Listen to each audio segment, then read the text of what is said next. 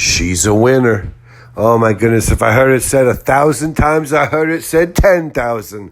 The man says that cat, she's a winner.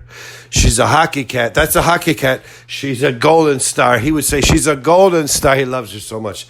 I have to listen to this all the time. This man and this cat, they love each other so much when they play.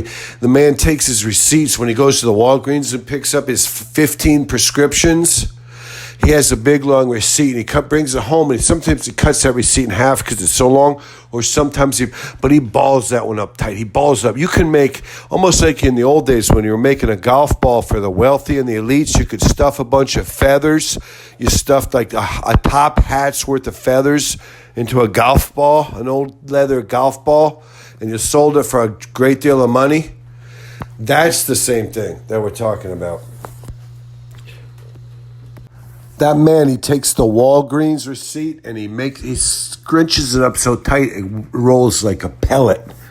It rolls like a BB on these hardwood floors. And the cat becomes mesmerized and enchanted, and she chases it and she bats it and she bings it. And he says she's a hockey player because he'll roll it at her and she'll smack it back to him. And he goes, oh, look at that. She smacked it right back. And then he'll smack it to her. And then he flicks it like you're playing that tabletop football thing where you can only flick it with a flick. And then he could kick a field goal flick.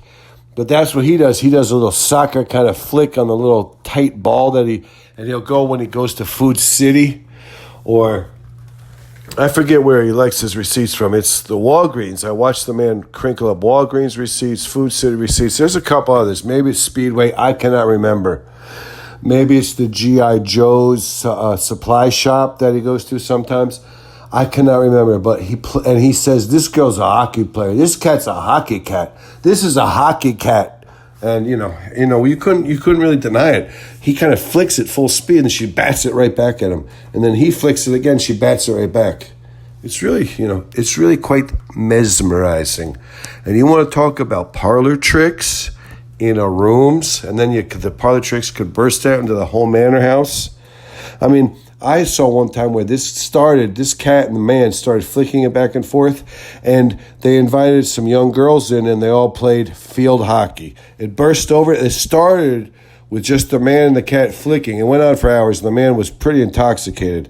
But what the man did was he invited, and they were all college girls. They were all of age, and nothing happened, but they were all of age, and they played field hockey. The girls, most of them were lesbians anyways.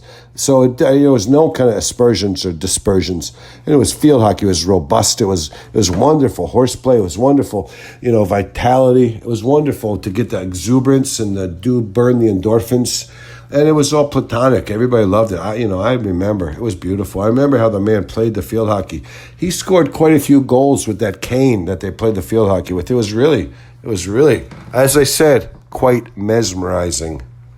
She's a winner.